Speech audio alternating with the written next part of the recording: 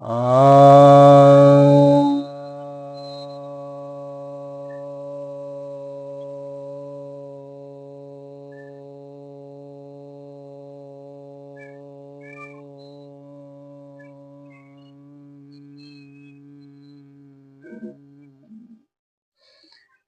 सभी भक्तजनों को सप्रेम नमन। भक्तों, आज आपके समक्ष श्रीमद् भगवद गीता के 18वें अध्याय, जो कि अंतिम अध्याय है, के 67वें श्लोक पर प्रवचन करने जा रहा हूँ।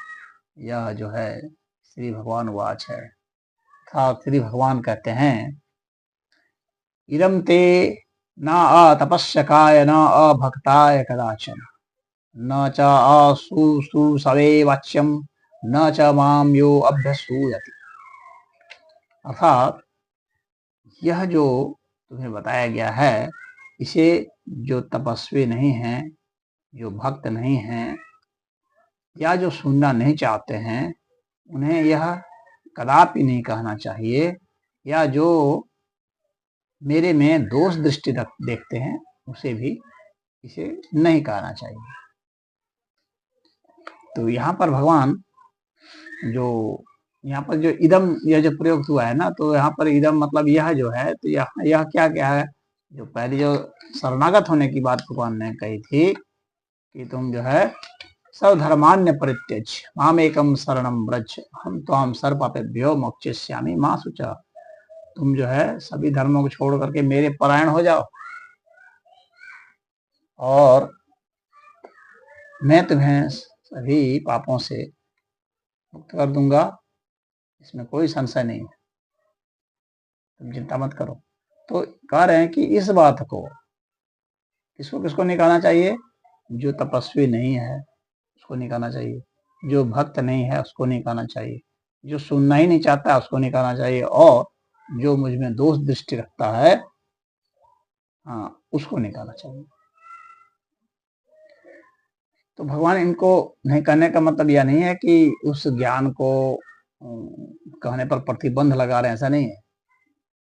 यह इनको कहने के लिए मना किया जा रहा है। किस कारण से मना किया जा रहा है? क्योंकि जो तपस्वी नहीं है, अर्थात जिसे अपनी इंद्रियों पर और जो है अपने मन पर, अपने भाव विचार पर जिसे नियंत्रण नहीं है, जिसमें सहिष्णुता नाम की चीज नहीं है, और जो तपस्या में लीन नहीं है, यानी जिसका लक्ष्य जो है वह अध्यात्म नहीं है, तो वैसे लोग तप नहीं करते हैं, तो ऐसे लोगों को नहीं कहना चाहिए, क्योंकि वो कहने से कोई फायदा है नहीं। उनका लक्ष्य कुछ और है, वे कुछ और खोज रहे हैं, सांसारिक आदमी हैं, कुछ और तलाश रहे हैं, उनको इससे क्या मतलब, तो वे इसकी कद्र नहीं कर पाएंगे, क्योंकि ये काफी गूढ़ बात है।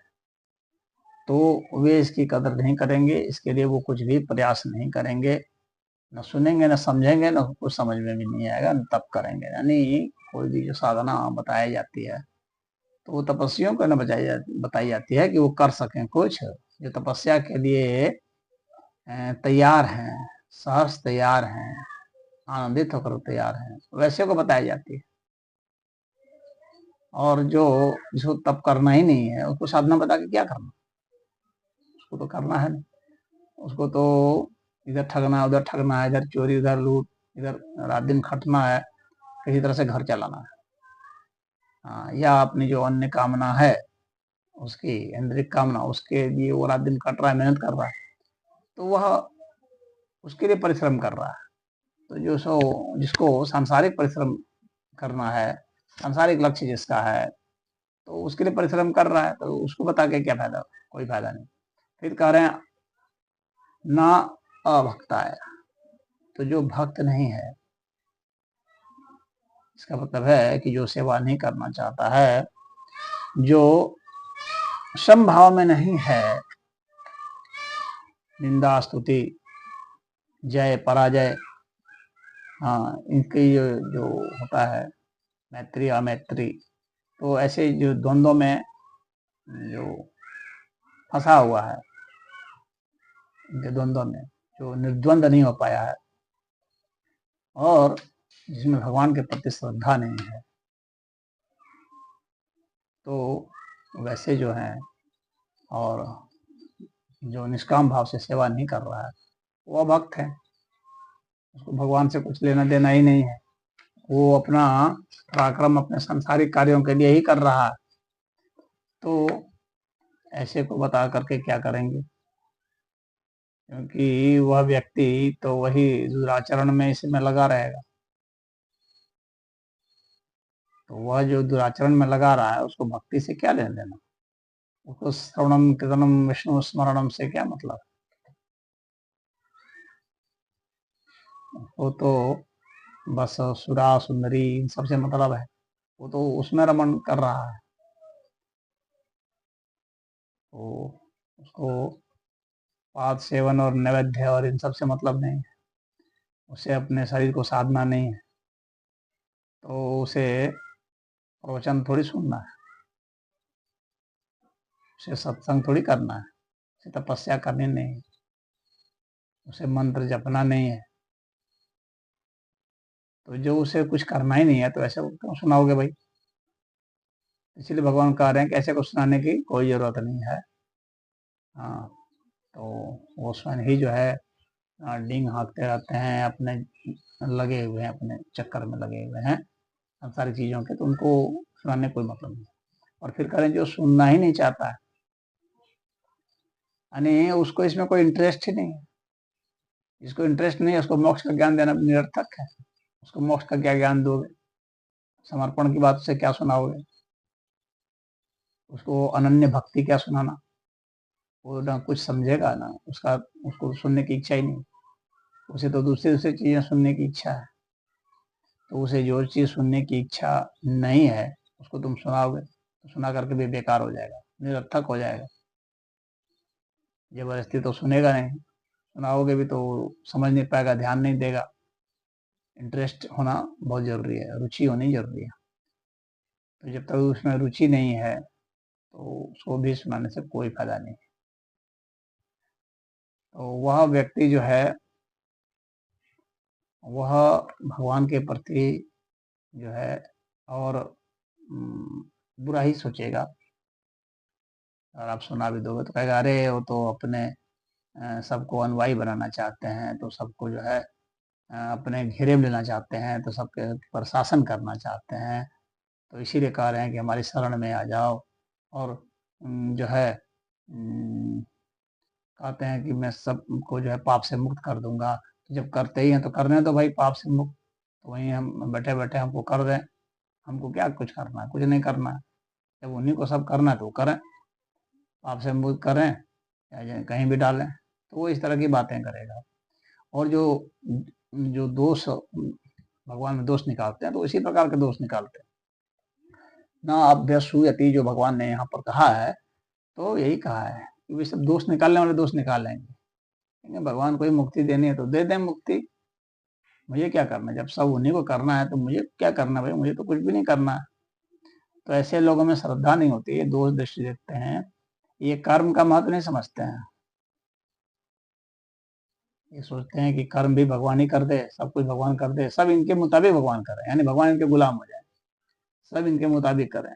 ये कहेंगे दर्शन दो, ईश्वर कहाँ दिखाओ, चलो ईश्वर है तो दिखा दो, दर्शन करा दो, देखें ईश्वर को। तो वो अपने शर्त पर ईश्वर को देखना चाहेंगे, अपने शर्त पर अपने इंद्रियों के मुताबिक वो चाहेंगे, वो चाहेंगे कि सारी शक्ति उनके पास आ जाए, वैसा वो चाहेंगे, उनके अनुसार से पूरा संसार चलने लगे, इस तरह की वो बात करेंगे। तो जो इस तरह के होते हैं जो दोषारोपण करते हैं, कभी कभी तो क्या होता है कि जो भक्ति भाव से भरे होते हैं उनमें भी कभी कभी दोष दृष्टि आ जाती है। क्योंकि जो कुतर्क करने वाले हैं, या जैसे मान लीजिए कि कुछ जो लोग पढ़े लिखे हैं जो अपने को काफी तर्कशील समझते हैं, तो वे ऐसे लोगों को भटकाते बहकाते भी रहते हैं, नई नई चुनौती पेश करके। जैसे कि उसको रोग हो गया, अरे बहुत तुम करते हो, चलो जरा भगवान को कह के रोग छुड़ा लो ना, देखें जरा क्यों जाते हो डॉक्टर के यहाँ। भगवान को कह के रोग छुड़ा लेते। या अगर कभी कोई विपत्ति हो गई, कहीं चोट लग गई, कुछ हो गया, तो कहेंगे अरे भगवान को बोल करके ठीक करा लो। कोई विपत्ति आ गई घर में, भगवान को बोल के करा लेते तुम। तो इस तरह से उसको सदैव जो है ह्यूमिलिएट करते रहते हैं, और हर उसकी कमी में जो उसको मिल परिस्थितियां तो सभी को मिलती हैं, दुख और सुख की। लड़की की शादी करनी है तो पैसे जुगाड़ करना है, अरे भगवान को बोल के पैसा मंगा लेते, मुझसे क्यों मांग रहे हो या उससे क्यों कह रहे हो। तो इस तरह से वो हर चीज में उसको ये कर करके उसको निरुत्साहित करते हैं और उसको नास्तिक बनाने की कोशिश करते हैं। तो इस तरह से दोष दृष्टि सदैव निकालते रहते हैं। घर में कुछ काम हो रहा है, घर में काम हो रहा है तो जा रहे हो मिस्त्री को बुलाने, अरे भगवान से बनवा न लिए होते, मिस्त्री को क्यों बुला रहे हो भाई काम कराने के। बिजली खराब हो गई, मिस्त्री को क्यों बुला रहे हो, भगवान को बोलो ठीक कर देंगे। यानी हर चीज में वो इस तरह की बात बोल करके उसे जो है नास्तिकता के पथ पर लाते हैं, यानी भगवान में दोष दृष्टि दिखाने की कोशिश करते हैं। तो ऐसे लोगों के विषय में भी भगवान कहते हैं कि उसको बताने की कोई जरूरत नहीं, क्योंकि वह जो कुछ भी बताया जाएगा तो उसमें वह दोष दृष्टि निकाला जाएगा। कि देखो वो शरण में लाने के लिए कह रहा है, अरे जब तुमको मुक्ति देना है शरण में लाने की क्या जरूरत है, ऐसे ही दे दो। शरण में आएंगे तब दोगे, तो ये कौन सी बात हुई, ऐसे दे दो। तो ऐसी बात बोलेंगे। सर्वधर्मान्य परित्यज, भगवान कह रहे हैं सभी धर्मों को छोड़ दो। अरे देखो सब धर्मों को छोड़ने के लिए कह रहा है, हाँ ये तो खुद ही अधार्मिक हो गया, सभी धर्मों को छोड़ने के लिए कह रहा है। तो कहेंगे कि शास्त्र में तो बताया गया कि धर्म को कभी नहीं छोड़ना है, यहाँ तो कहा जा रहा है सभी धर्मों को छोड़ दो। तो इसके वास्तविक मर्म को नहीं समझता है, जो वो ऐसे दोष दृष्टि निकालता रहता है। तो ऐसी दोष दृष्टि निकालने वाले को भी इस कथन को नहीं कहना चाहिए, क्योंकि वो अपने स्वार्थ के वशीभूत होकर के वो कुछ भी अंट संट बकता रहेगा। तो यहाँ पर भगवान ने मना किया है, ऐसा नहीं है कि इसको बैन नहीं किया है, आप कहिए, लेकिन वे दोष दृष्टि निकालेंगे। तो या तो फिर आप उनको कहेंगे तो फिर आप उनको समझाइए बैठ करके, पता नहीं समझेंगे नहीं समझेंगे, फिर आपके सिर पर आ जाएगा। उतना समझाना, एक एक कुतर्क करना, तर्क करेंगे कुतर्क करेंगे, आपको घंटों नहीं महीनों नहीं सालों भी लग सकते हैं। तो उसमें भी समझेंगे कि नहीं समझेंगे, समझ भी सकते हैं, लेकिन उसके लिए जो ऊर्जा चाहिए, जो संतत्व चाहिए, जो धैर्य चाहिए, तो वह सब में नहीं होता है। तो अपनी ऊर्जा उसमें तुम निरर्थक वो लगाओगे, तो इससे अच्छा है तो उनको छोड़ दो, वो अपना जिस विकास क्रम में है उधर चलने दो। जब उधर से ही कुछ प्रेरणा होगी, जो स्वयं कई जगह से धक्के खाएगा, तब दुख उसको प्रेरित करेगा, तो फिर आएगा तो पूछेगा, तो फिर बताओगे तो फायदा पड़ेगा। लेकिन जिन लोगों को अनुयायी बनाना होता है ना, तो वे भी पीछे पड़ जाते हैं कि उसको समझाने के चक्कर में। तो दुनिया में इस तरह से जो लोग हैं तो वे समझाते हैं, और जो नहीं समझते हैं, कुछ लोग तो ऐसे भी पंथ चलाए हुए हैं कि आप नहीं समझ रहे हो तो कोई बात नहीं, आप जो समझते हो ना उससे भी आपको समझाएंगे। जैसे कि आप समझते हो पैसे की भाषा, वे आपको पैसा दे देंगे, लो 50,000 दे दो, 25,000 दे दो, आ जाओ हमारे पंथ में। एक बोरा चावल में लोग धर्म बदल रहे हैं, ऐसे ऐसे लोग हैं, ईसाई बन रहे हैं एक बोरा चावल लेकर के, क्योंकि उनको समझना नहीं है, उनको तो चावल दिखता है, चावल ले लिए, 10,000 रुपया 5,000 रुपया ले लिए, हो गया। तो ऐसे लोगों को ऐसे समझा देते हैं, कोई कपड़ा से समझ रहा है, कोई कुछ समझ रहा है। यहाँ तक कि ऐसे ऐसे ऑफर किए जाते हैं ना कि बोलने में भी शर्म लगती है। लड़कियां तक ऑफर कर रहे हैं कि आ जाओ, ईसाई बन जाओ। तो यह जो है, वे सत्य से मतलब नहीं है, उनको तो वही चीज से मतलब है, संसार से।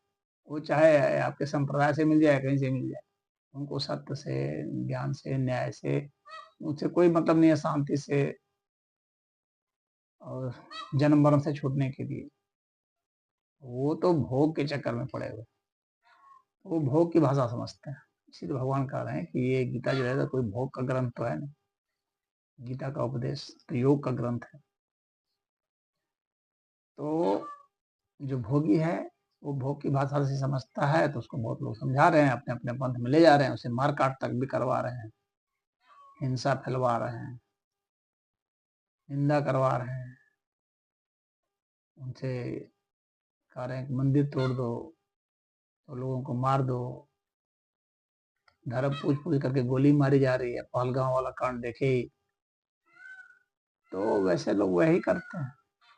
तो उनको आप ये सब उपदेश अगर देंगे तो वो क्या समझे, कुछ नहीं, उनका रिस्पॉन्स क्या होगा, बल्कि उल्टे आपको गोली मार देंगे। हरिओम।